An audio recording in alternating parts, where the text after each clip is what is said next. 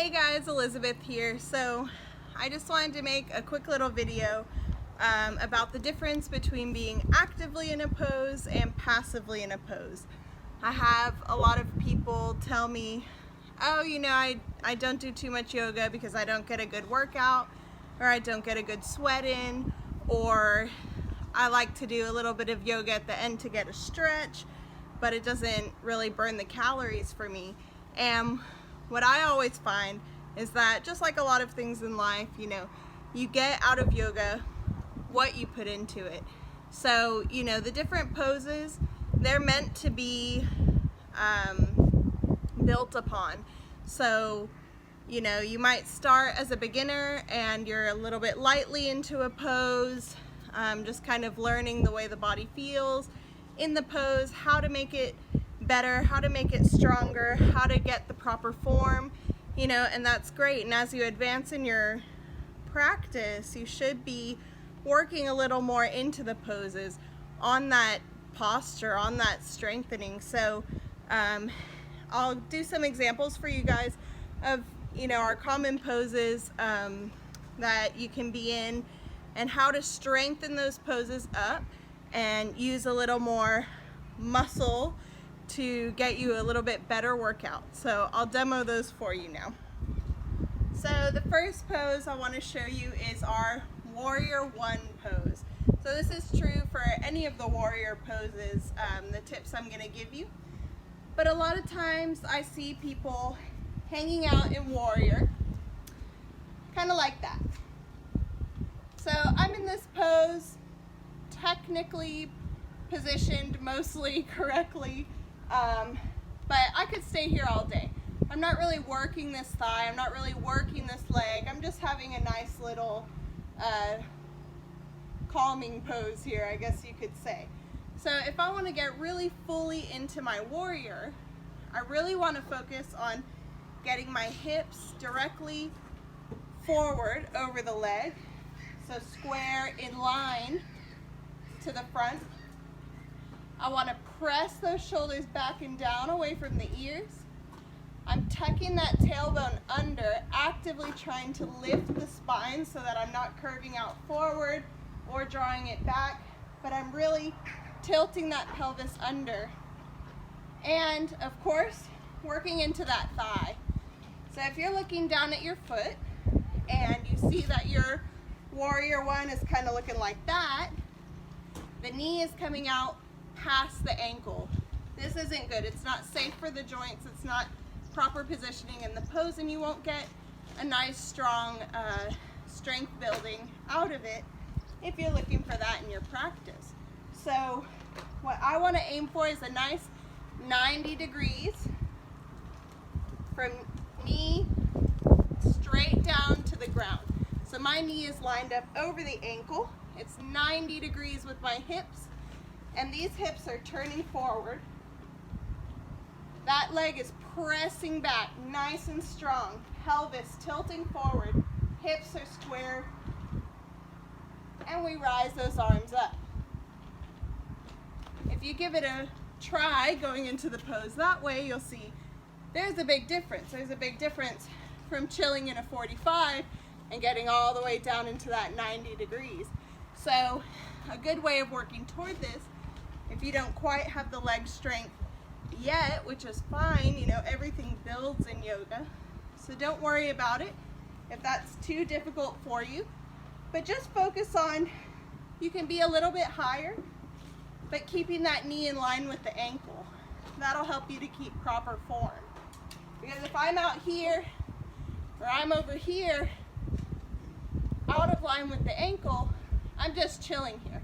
I don't really feel this pose as strongly. But if I'm out over my ankle, even if I'm a little bit higher, I'm not down in the 90, I still feel that quad really working there.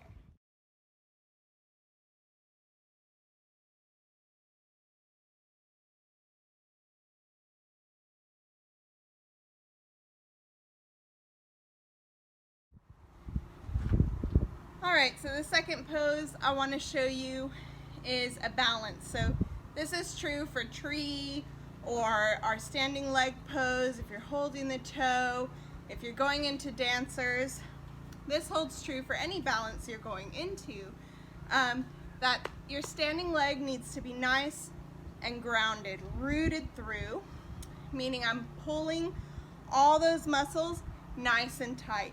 I'm not leisurely leaning on the leg balancing, but I'm actually really pushing the foot into the ground. I'm rising up. You can see the difference when I'm standing here and when I really push into the ground, drawing up your posture, okay? So you're pulling those muscles nice and tight. Your hips are lifting forward in line with the spine. Your spine, the tailbone is tucking under, the chest is opening proud, shoulders are rolling away from the ears, and the head is lifting. So you're really straightening all the way from the heel up through the top of the head in your balances. So if I'm here, let's say I'm doing our one-legged knee holding balance that we love to do. So if I'm holding here and I'm balancing, that's nice, it's fine. I'm working the ankle and the foot for sure because I'm balancing here. But if I draw up the body, if I open my chest, point that toe that I'm holding, really rise that leg so I could let it go instead of just hanging on to it passively, I'm really doing a lot more work in the balance. And so I'm actively in the pose instead of doing a passive balance. So next up we will look at our plank pose. Okay, so plank pose is already a strengthening pose. That's a tough pose for a lot of people. When you're in proper form, it's really working the whole body, head to toe. You can feel it. So when you're in your plank, you want to focus on keeping the spine nice and long. From the top of the head down to the toes, you want one long line. So I'll demonstrate that for you. If I am in a passive plank, I'm just kind of hanging out here. My hips are kind of dipped and loose. My arms are kind of loose. I'm not really pushing into the ground. I'm just letting my bones hold me up, basically. Because I have long, straight bones, they're holding me in the air. But if I really tighten up my body, if I bring those hips in line, if I press the arms actively away, and you can feel that by pressing the shoulders down. If you're kind of slumping into the shoulders, the arms aren't working as much. But if you really press through the heels of the hand, you can feel those shoulders pressing away from the body, and you got a nice, strong plank. Tightening up those abs, tightening up those thighs, and really grounding through the toes at the very end of it. So this would be passively in the pose. Here I am actively in plank. From passive to active. I'm really squeezing in the abs. Shoulders are pushing away from the ground. You're not settling into the body, and your legs are staying nice, tight, and long behind you. You can do the same thing if you're coming down to your knees or the forearms in plank. Don't worry about that. We always encourage you to adjust your practice to what works best for you. But you can use the same tips when you're in a modification. So if I'm down on my knees, I don't want to be on all fours. I want to still be leaned forward and pressing the shoulders away and nice and strong through the legs, holding here. I'm still using the abs. I'm still nice and strong through the arms. And my toes are pointed out behind me, working those feet, working those joints. So if you're down on your forearms in plank, the biggest issue I see on a regular basis is people kind of putting their hips high in the air. This is a pretty comfortable way to do plank because I'm not really working those abs. But if I lower my hips down in line with the shoulders and heels, that's a nice strong plank there. That'll get you a lot of bang for your buck.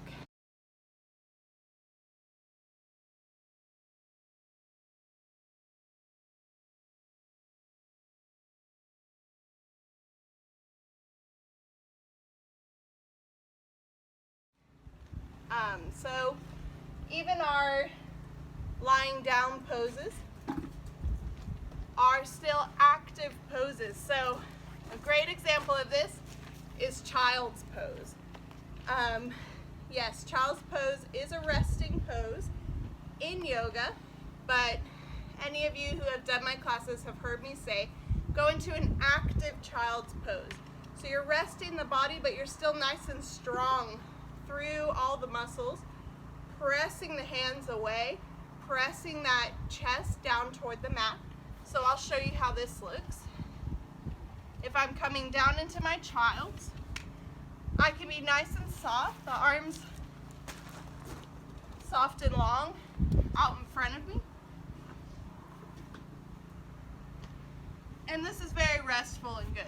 And of course you do need to take your rests in yoga, so it's good to go into the resting poses.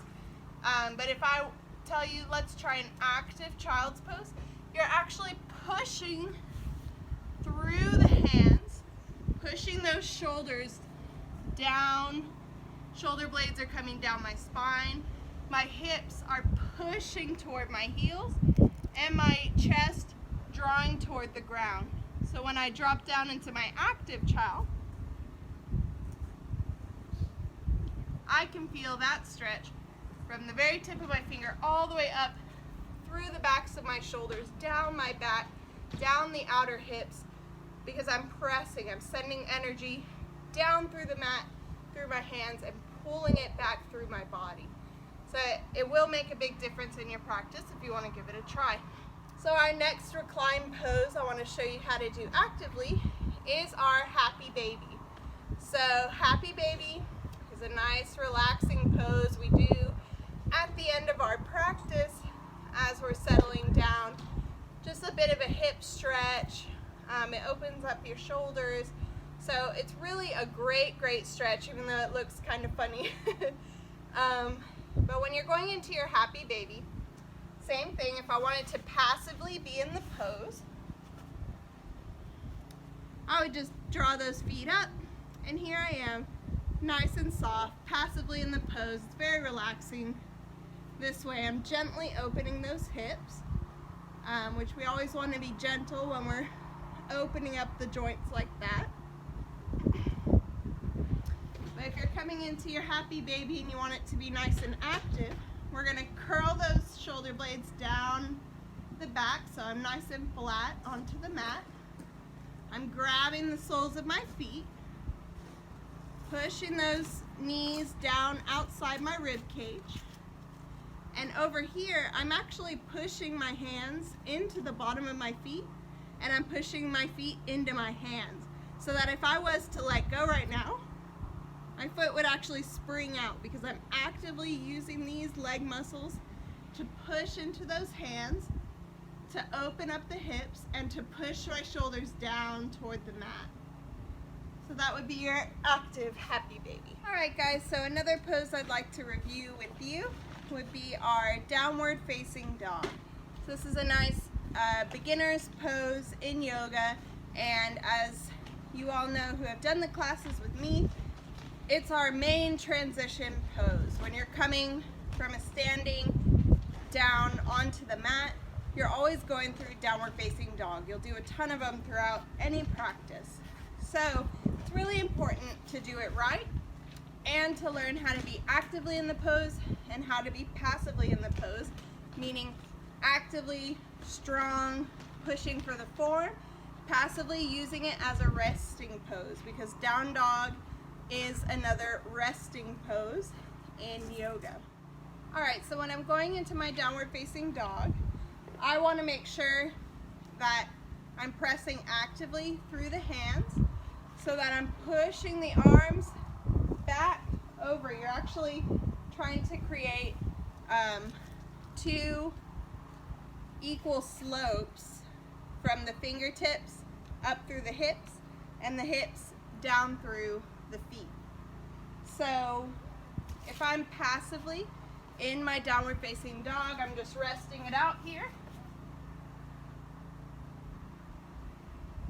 There I am. So it's comfortable. I generally have the pose. It's fine. I could stay here a while and do a rest, catch my breath in any practice. If I'm actively going into the pose, I'm pressing those hands down and away so that the crown of my head is falling toward the mat, creating one long line from the fingertips up through the tailbone pointing up toward the sky.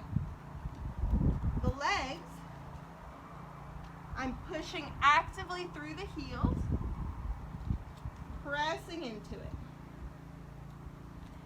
So that's the difference. Now, if you can't get the heels all the way to the mat, it's no big deal. That's a very tough stretch in the hamstrings. So what you want to do is bend the knees a little bit.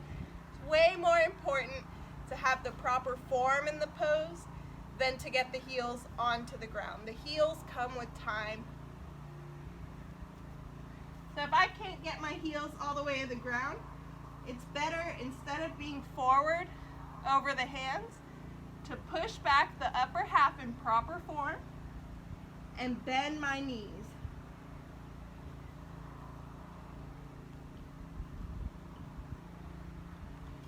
In this way, I have a nice, strong, downward facing dog. I'm strengthening the entire body, head to toe is working in that basic pose, and I'm getting all the benefits that I'm meant to be getting out of the pose. Now, like I said, if you're a beginner, use the adjustments, use the alternatives. It's much better to do the pose properly and actively than passively and risk an injury, or if you're doing it a lot and you're saying, I want more of a workout from yoga, you working the body so much. I can feel the strengthening all through the body when I'm actively pressing into a pose and thinking about my form and thinking about really working the body. You always want to work to have a little bit more progress in the physical practice of yoga. And so as you work through each of these poses, I hope that you'll use these little tips. And maybe those of you who say, I'm not getting enough of a workout from yoga, can try out these tips and see that the workout is all built in to the physical practice of yoga. Working on these poses into the actual form. Give me your questions, give me your comments, let me know when you try out the poses, how does it feel when you're really actively thinking about using those muscles and pressing through the hands, and what a difference it makes in your practice. Thank you so much. Namaste.